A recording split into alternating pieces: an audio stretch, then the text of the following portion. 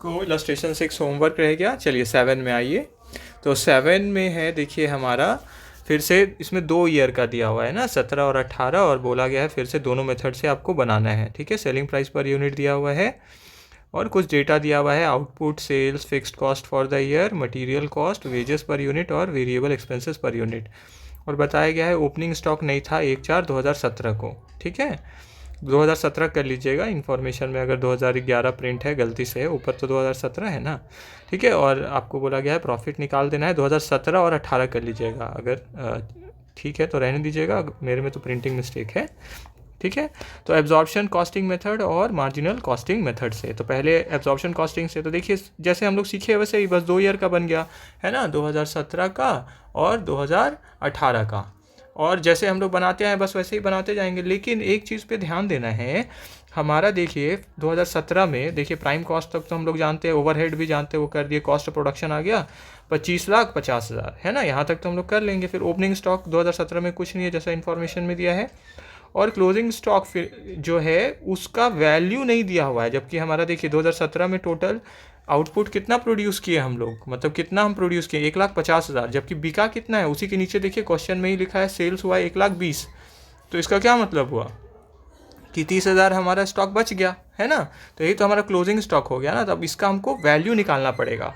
तो हम लोग जानते हैं एब्जॉर्प्शन कॉस्टिंग कर रहे हैं, तो जितना कॉस्ट ऑफ प्रोडक्शन मेरा आया है, ठीक है, तो कॉस्ट ऑफ प्रोडक्शन में हम लोग क्या कर देंगे, जितना आया है 25,50,000, तो हम लोग उसके बेसिस पे निकाल लेंगे क्लोजिंग स्टॉक का वैल्यू।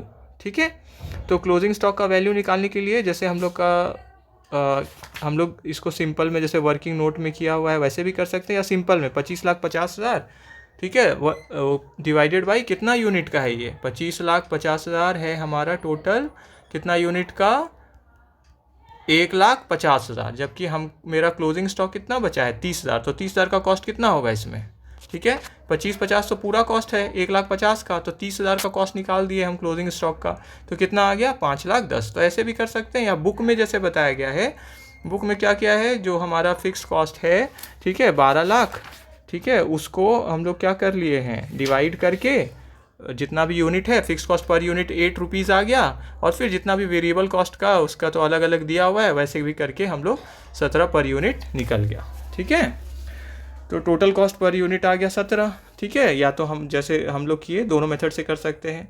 तो 30,000 का वैल्यू कितना हो गया, 30,000 इंटू 17, ऐसे भी कर सकते हैं, या जैसे अभी हम लोग निकाले तो 5,10,000। ठीक है, क्लियर हो गया।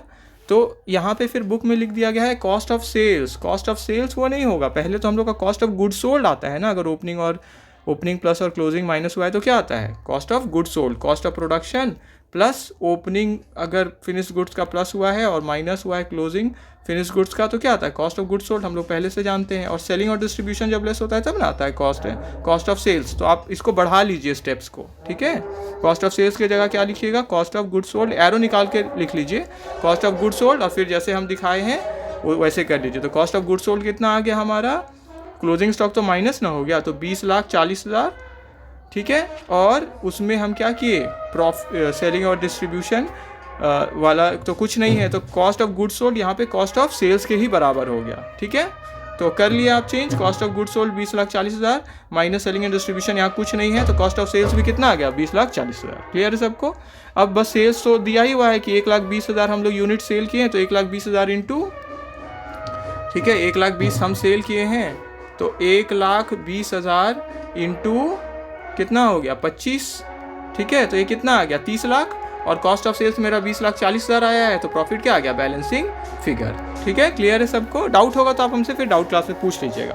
तो प्रॉफिट आया 9,60,000। ठीक है, तो इस साल का जो क्लोजिंग है, क्लोजिंग कितना है इस साल का 5,10,000, वो अगले साल का क्या बन जाएगा, ओपनिंग बन जाएगा। ठीक है, तो देखिए इसीलिए 5,10,000 अगले साल का ओपनिंग में लिखा है 2018 में, और 2018 में सारा वैसे ही फिगर हम लोग डाले, मटीरियल, लेबर, ओवरहेड 5,10,000 और फिर 27,90,000, और इस साल कुछ बचा नहीं आपके पास स्टॉक। देखिए ऊपर में लिखा हुआ है, हम लोग स्टार्ट कितना से किए इस साल हमारा जो ओपनिंग स्टॉक कितना होगा 30,000 होगा। स्टॉक का बात कर रहे हैं, यूनिट्स का, जो हमारा लास्ट का क्लोजिंग था, तो इस साल ओपनिंग हो गया। और इस साल बिका कितना है, इस साल बिका हुआ है देखिए इस बना कितना है इस साल 1,20,000, टोटल कितना यूनिट्स हमारे पास अवेलेबल है 1,50,000, और सेल कितना हो गया, लिखा है भाई क्वेश्चन में कितना सेल हो गया 1,50,000। तो कोई क्लोजिंग स्टॉक इस ईयर हमारा अवेलेबल ही नहीं है। क्लियर है सबको? ठीक है, तो कोई क्लोजिंग स्टॉक नहीं है, इसलिए इस साल 2018 में क्लोजिंग स्टॉक का वैल्यू 0 है। ठीक है, और बाकी तो फिर जैसा हम लोग 2017 में किए उसी तरह कर लेंगे कॉस्ट ऑफ सेल्स करके। ठीक है, जैसा स्टेप है कॉस्ट ऑफ सेल्स पहले नहीं आएगा, पहले क्या आएगा कॉस्ट ऑफ गुड्स सोल्ड, फिर plus selling and distribution overhead कुछ नहीं है, फिर क्या आएगा कॉस्ट ऑफ सेल्स। इस तरह से करिएगा, इससे क्या होगा स्टेप मार्किंग सही मिलेगा आपको। ठीक है, अब देखिए मार्जिनल कॉस्टिंग में आइए, पेज दूसरे पेज में है अगर, तो उसमें देखिए इसमें हम लोग क्या किए, मार्जिनल कॉस्टिंग में तो वेरिएबल कॉस्ट सिर्फ लेते हैं ना, तो सेल्स जितना भी है पहले ऊपर लिख लिए सेल्स, और जितना भी वेरिएबल कॉस्ट है, मटेरियल है, वेजेस है, ठीक है, वेरिएबल एक्सपेंसेस है, सबको प्लस कर दिए हम लोग। ठीक है, तो जितना भी मार्जिनल कॉस्ट है सेल्स से हम लोग का लेस हो जाएगा, तो क्या आता है हमारा, ठीक है, मार्जिनल कॉस्ट ऑफ प्रोडक्शन हम लोग बोलते हैं, क्योंकि इस केस में ओपनिंग और क्लोजिंग स्टॉक भी है। ठीक है, तो हम लोग थोड़ा और स्टेप इसमें यूज़ करेंगे, ओपनिंग स्टॉक। तो इस केस में ओपनिंग स्टॉक 2017 में तो कुछ नहीं है, तो ऐड किए कुछ नहीं, लेस किए क्लोजिंग स्टॉक कुछ नहीं, तो मार्जिनल कॉस्ट ऑफ सेल्स। ठीक है, कि मेरा मार्जिनल का कितना हो गया, तो इस केस में आप देखिए क्लोजिंग स्टॉक का वैल्यू 2,70,000 है। ठीक है, इस केस में हमारा क्लोजिंग स्टॉक का वैल्यू 270 कैसे आया, क्योंकि हम लोग तो सिर्फ मार्जिनल कॉस्टिंग में वेरिएबल कॉस्ट लेते हैं ना, तो हमारा अभी तक का कॉस्ट कितना आया हुआ है मार्जिनल कॉस्टिंग में 13,50,000। ये 13,50,000 कितना का कॉस्ट है, ये है पूरा 1.5 लाख यूनिट्स का, है ना, क्योंकि ओपनिंग भी तो जुड़ गया ना। ठीक है, ओपनिंग भी तो यहाँ इस केस में 2018 में, सॉरी इस केस में ओपनिंग तो कुछ नहीं है 2017 में। ठीक है, और क्लोजिंग लेस हो गया, क्लोजिंग उसी का निकाल रहे हैं, 13,50,000 है। ठीक है, कितना का 1.5 लाख यूनिट्स का, 2017 में 1.5 लाख यूनिट्स था ना प्रोड्यूस जो किए हम, इंटू कितना 30,000 का निकालना है, तो इंटू 30,000 कितना आ गया 2,70,000। तो इसको भी अब लेस कर दिए हम, तो 10,80,000 आ गया। तो इसी को जब लेस करते हैं हम लोग, फिर क्या करेंगे, सेल्स से जब इसको माइनस करेंगे तो क्या आता है हमारा, जितना भी वेरिएबल है हट जाता है, तो क्या आता है हमारा मार्जिन कंट्रीब्यूशन आता है इसमें, है ना, तो कंट्रीब्यूशन आ गया, और बाकी सब स्टेप तो सेम है, बस फिक्स कॉस्ट क्या होगा लेस होगा। और इस साल का जो 2,70,000 ओपनिंग है, सॉरी क्लोजिंग है, वो अगले साल का 2018 का क्या हो जाएगा ओपनिंग, बस। और अगले साल हम लोग जानते हैं 30,000 ओपनिंग आया, 1,20,000 प्रोड्यूस हुआ 2018 में, तो पूरा 1,50,000 तो सेल ही हो गया है, तो कुछ बचा नहीं। ठीक है, तो प्रॉफिट हमारा देखिए आ गया 12 लाख। ठीक है, तो ये तो हो गया क्वेश्चन का पार्ट। अब इसमें मेन समझना है, एनालिसिस करिए। ठीक है, कि क्या हुआ इस क्वेश्चन में, प्रॉफिट का क्या पोजीशन हुआ। देखिए मार्जिनल पहले एब्जॉर्प्शन में देखिए, दोनों ईयर एब्जॉर्प्शन में, दोनों ईयर मतलब 2017 में भी और 2018 में भी, दोनों ईयर कितना हमारा प्रॉफिट आया हुआ है 9,60,000, 9,60,000। तो इस केस में क्योंकि दोनों ईयर में हमारा 9,60,000, 9,60,000 है, तो प्रॉफिट में तो कोई वेरिएशन आया नहीं, है ना। ठीक है, तो प्रॉफिट में कोई वेरिएशन नहीं आया, है ना, क्योंकि इसमें क्या होता है फिक्स कॉस्ट को लेस करने के बाद आया। जबकि यहाँ पे देखिए आप मार्जिनल में पहले ईयर में 7,20,000 आया है कंट्रीब्यूशन, है ना, सॉरी प्रॉफिट। ठीक है, प्रॉफिट, और नेक्स्ट ईयर कितना आया है 12 लाख। तो आप देख सकते हैं इसमें चेंज दिख रहा है कि 2018 में 1.5 लाख हम बेचे हैं, तो क्या हुआ उसके कारण प्रॉफिट बढ़ा, जबकि 2017 में तो 1,20,000 बेचे थे, तो उसके कारण प्रॉफिट उतना नहीं है जितना हमारा किस ईयर में 2018 में है। मतलब ये इससे शो होता है कि मार्जिनल कॉस्ट में सेल्स का इम्पैक्ट प्रॉफिट पे पड़ता है ना। जैसे सेल्स बढ़ा तो क्या हुआ प्रॉफिट बढ़ा। और क्या डिफरेंस आया इसमें, देखिए ओपनिंग स्टॉक तो क्लोजिंग स्टॉक जो 2017 में था एब्जॉर्प्शन कॉस्टिंग में, वो कितना था 5,10,000, जबकि मार्जिनल कॉस्टिंग में कितना है 2,70,000। ये एब्जॉर्प्शन का, ये मार्जिनल का है। तो देखिए 5,10,000 क्यों हुआ, क्योंकि इसमें फिक्स्ड कॉस्ट भी इंक्लूडेड था, और इसमें तो सिर्फ क्या था मार्जिनल कॉस्ट ही था, इसीलिए इसका जो है यहाँ पे हमारा ज़्यादा क्लोजिंग स्टॉक का वैल्यू नहीं रहा इसमें, है ना, क्योंकि इसमें तो सिर्फ वेरिएबल कॉस्ट है। तो इसके कारण असर क्या पड़ा, इसके कारण हमारा देखिए,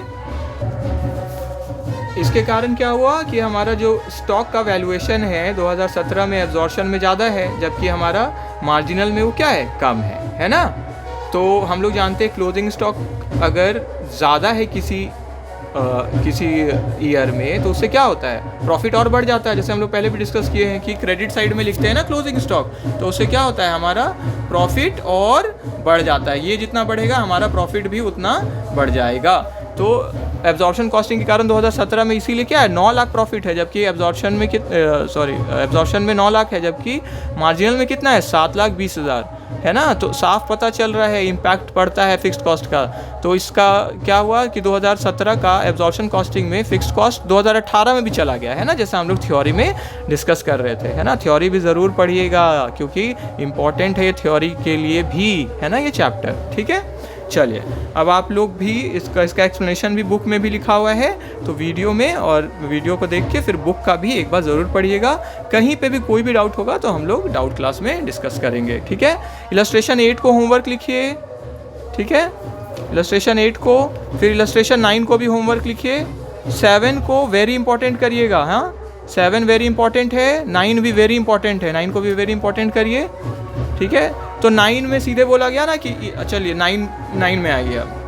ठीक है, 9 में बोला गया कि आप इनकम स्टेटमेंट बना के अब बताइए। तो इनकम स्टेटमेंट बना देंगे। इनकम स्टेटमेंट जब बनाएंगे तो एब्जॉर्प्शन कॉस्टिंग में पहले क्या आएगा, सेल्स से हम लोग स्टार्ट करेंगे ना, क्योंकि इनकम स्टेटमेंट बोला गया मतलब प्रॉफिट और लॉस के जैसा हमको करना है, तो सेल्स ही से स्टार्ट किए।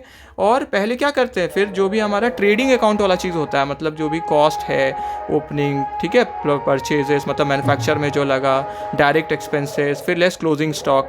तो उसी तरह देखिए मैन्युफैक्चरिंग कॉस्ट ऑफ सेल्स कितना है, मैन्युफैक्चर में कितना लग गया, वेरिएबल इतना, और क्योंकि फिक्स्ड भी इसमें हम लोग ले लेते हैं ना, तो फिक्स्ड भी आ गया ऊपर में। ठीक है, क्लियर है सबको, तो फिक्स भी आ गया। और फिर क्लोजिंग स्टॉक का वैल्यू कैसे निकालेंगे, 13,500 अभी तक का कॉस्ट है, कितना का, 8,000 यूनिट का। क्वेश्चन में लिखा हुआ ना प्रोडक्शन कितना हुआ, 8,000 यूनिट्स। तो 1,000 का 1,000 कैसे हुआ कि प्रोडक्शन 8,000 की, सेल किए 7,000, तो बचा कितना, 1,000 यूनिट बचा है ना, तो वो क्लोजिंग स्टॉक हो गया।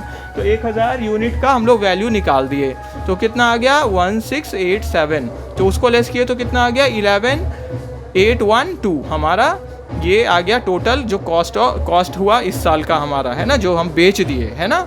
तो वो क्या आता है, कॉस्ट ग्रॉस प्रॉफिट। हम लोग जानते हैं ट्रेडिंग अकाउंट में जैसे होता है ग्रॉस प्रॉफिट, तो यहाँ पे तो स्टेटमेंट बना रहे हैं ना, तो अकाउंट तो है इसलिए सीधा सीधा बन रहा है। तो क्रॉस प्रॉफिट में हम लोग लेस किए, क्या लेस किए हैं हम लोग, ऑफिस और एडमिनिस्ट्रेशन कॉस्ट लेस किए। अगर होता तो, यहाँ तो है नहीं तो यहाँ 0 आ गया। और सेलिंग एंड डिस्ट्रीब्यूशन कॉस्ट हमारा आया कितना है, 1,500, है ना, क्वेश्चन में दिया हुआ है।